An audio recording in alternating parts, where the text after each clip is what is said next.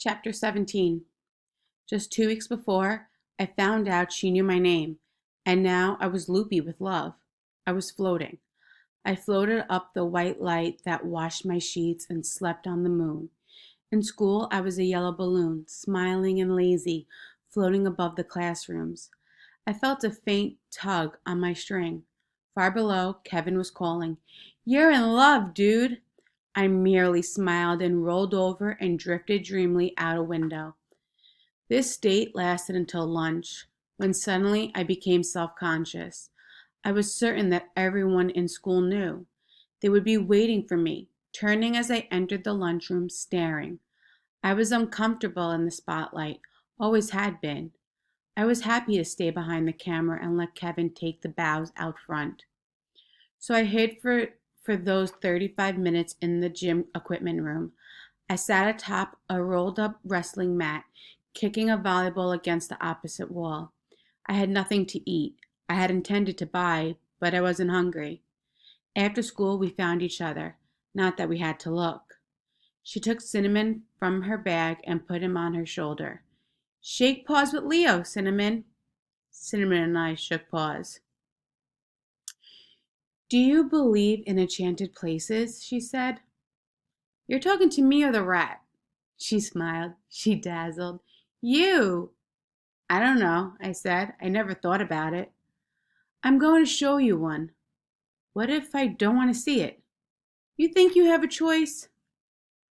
She grabbed my hand and almost pulled me off my feet, laughing out loud, and we flew across the school fields, swinging hands for all the world to see. We walked for miles, out past the business park, mechatronics, the golf course, into the desert. "Look familiar?" she said. By now Cinnamon was riding my shoulder, and I was carrying the ukulele, strumming nonsense. "It's where we came that day," I said. She gave me a snort. "We? I was coming out here. You were half a mile behind." She poked my shoulder. "Sneaking after me." She poked me again, hard this time, but her eyes were twinkling. "Stalking me." I acted horrified, hurt. "Stalking? I was not stalking. I was just lagging behind a little, that's all." "Following me." I shrugged. "So? Why?" I could feel a million reasons, but there were no words to express them. "I don't know." "You like me. You liked me." I smiled. "You were smitten with me. You were speechless to behold my beauty. You had never met anyone so fascinating. You thought of me every waking minute. You dreamed about me. You couldn't stand it. You couldn't let such wonderfulness out of your sight. You had to follow me."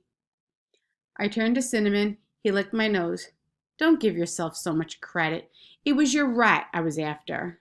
She laughed, and the desert sang. To the person who expects every desert to be barren sand dunes, the Saran must come as a surprise. Not only are there no dunes, there's no sand. At least not the sort of sand you find at the beach. The ground does have a sandy color to it, or gray, but your feet won't sink in. It's hard, as if it's been tapped, and pebbly, and glinting with what else Mecca. But you don't notice the ground much. What you notice are the seguros. To the newcomer from the east, it's as simple as that.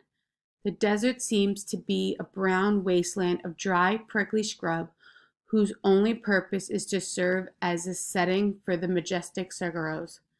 Then, little by little, the plants of the desert begin to identify themselves.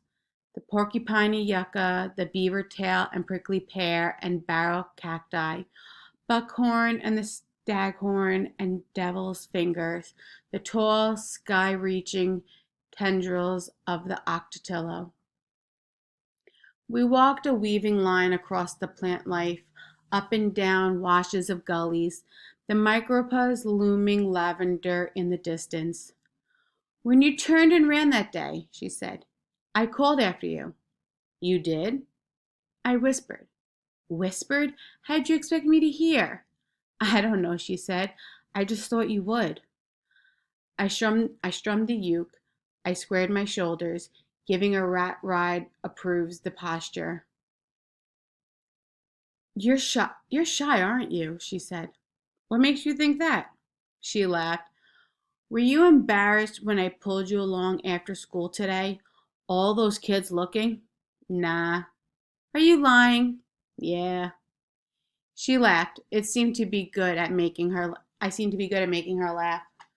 I glanced back. The highway was out of sight. Do you have the time? I said. Nobody has the time, she said. The time cannot be owned. She threw out her arms and twirled till her multicolored skirt looked like a pinwheel taffy. The time is free to everyone. Sorry I asked, I said. She hung her sunflower bag on a cactus arm and cartwheeled towards the marsupials. Crazily, I felt like joining her. I told myself I couldn't because I was loaded down with a ukulele and a rat. I picked up her bag and followed. When she decided to walk like a normal human again, I told her she was goofy. She stopped, turned to me, and bowed grandly. Thank you, good sir.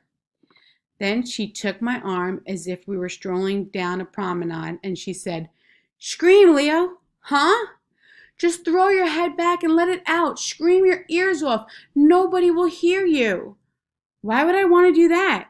She turned her astonished eyes on me. Why wouldn't you? I pointed to Cinnamon. If he screams first, then I will. And I changed the subject. Are we ever going to get to this enchanted place? I felt silly just saying the words. Just a little farther, she said. I humored her. So, how do you know an enchanted place when you come to it? You'll see, she said. She squeezed my hand. Did you know there's a country with officially designated enchanted places? No, I said. Where would that be? Oz? Iceland. Imagine that. I'm ignoring your sarcasm.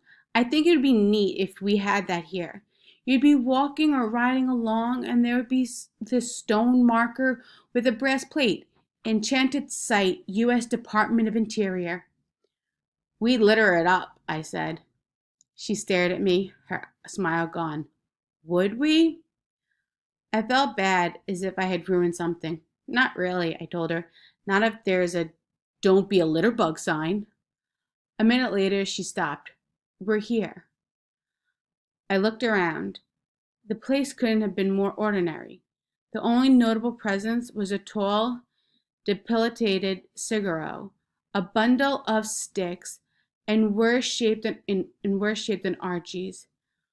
The rest was gray scrubs, the tumbleweed, and a few prickly pears. I thought it might look different, I said. Special? Scenic. Yeah, I guess. It's a different kind of scenery, she said. Shoes off. We pulled off our shoes. Sit. We sat, legs crossed. Cinnamon scampered down my arm and onto the ground. Stargirl shrieked. Stop! She scooped up the rat and put him in her bag. Owls, hawks, snakes. He'd be a tasty meal. So I said, when does this enchantment start? We were sitting side by side, facing the mountains. It started when the earth was born. Her eyes were closed. Her face was golden in the setting sun. It never stops. It is always. It's just here. So what do we do? She smiled. That's the secret. Her cupped hands rested in her lap. We do nothing, or as close to nothing as we can. Her face turned slowly to me, though her eyes remained closed. Have you ever done nothing? I laughed. My mother thinks I do that all the time. Don't tell her I said so, but your mother is wrong. She turned back to the sun. It's really hard to do nothing totally. Even just sitting here like this, our bodies are churning, our minds are chattering. There's a whole commotion going on inside us. That's bad, I said. It's bad if we want to know what's going on outside ourselves. Don't we have eyes and ears for that? She nodded. They're okay most of the time, but sometimes they just get in the way. The earth is speaking to us, but we can't hear because of all the racket our senses are making. Sometimes we need to erase our senses. Then maybe the earth will touch us. The universe will speak. The stars will whisper. The sun was glowing orange now, clipping the mountain's purple crescents. So, how do I become this nothing? I'm not sure, she said. There's no answer to that. You have to find your own way. Sometimes I try to erase myself. I imagine a big, pink, soft soap eraser, and it's going back and forth, and it starts down at my toes, back and forth, and there they go, poof, my toes are gone. And then my feet, and then my ankles. But that's the easy part. The hard part is erasing my senses, my eyes, my ears, my nose, my tongue.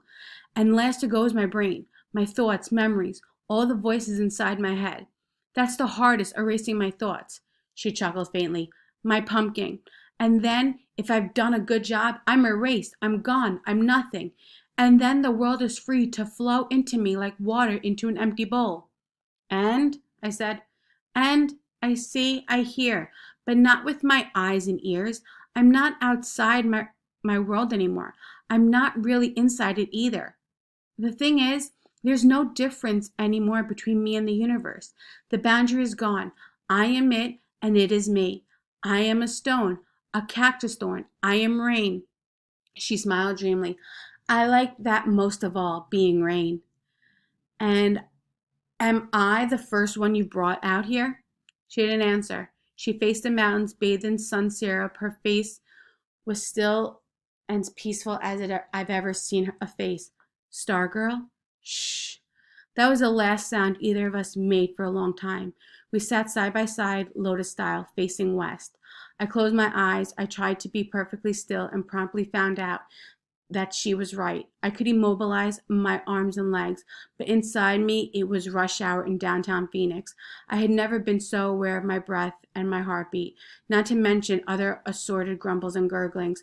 And my head, it just wouldn't close down. Every question, every stray thought from miles around came wandering into my brain, sniffing about, scratching at my attention.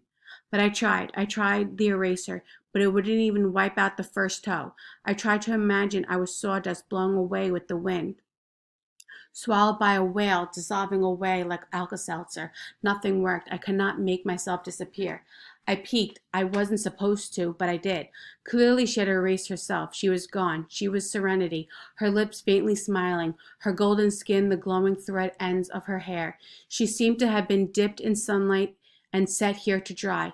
I felt a pang of jealousy that she could be sitting next to me and not know it, that she could be somewhere most beautiful and I could not be there too. I saw the rat. He had crawled out of the bag. He was sitting on it much as we were. His front paws, I kept thinking of them as tiny hands. They were so human-like, dangling before him. He, too, was not moving. He, too, was facing the sunset, his pelt the color of a new penny. His peppercorn eyes were fully open. I knew it must have been a trick she had taught him, or imitative rodent behavior. Still, I couldn't help thinking there was more to it than the whiskered little fellow was having an experience of his own, which might include digestion in a critter's stomach if Stargirl's fears came true. As quietly as possible, I reached over and scooped him up. I held him in both hands. He did not struggle or squirm, but resumed facing the sunset, with his tiny chin resting on my forefinger. In my fingertips, felt I could feel his heartbeat. I drew him closer to my chest. I dared any vermin to come near. I took a deep breath and closed my eyes for another try at enchantment. I don't think I succeeded. I think Cinnamon was better eraser than I. I tried so hard. I almost squeaked, but I could not seem to leave myself, and the cosmos did not visit me. I could not stop wondering what time it was. But something did happen, a small thing. I was aware of stepping over a line, of taking one step into territory new to me. It was a territory of peace, of silence. I had never experienced such utter silence before, such stillness. The commotion within me went on, but at a lower volume, as if someone had turned down my dial. And an eerie thing happened. While I never did totally lose awareness of myself, I believe I did, so to speak, lose Cinnamon. I no longer felt his pulse, his presence in my hands. It seemed we were no longer separate, but we were one. When the sun fell behind the mountains, I felt it as faint coolness on my face. I don't know how long my eyes were closed. When I opened them, she was gone.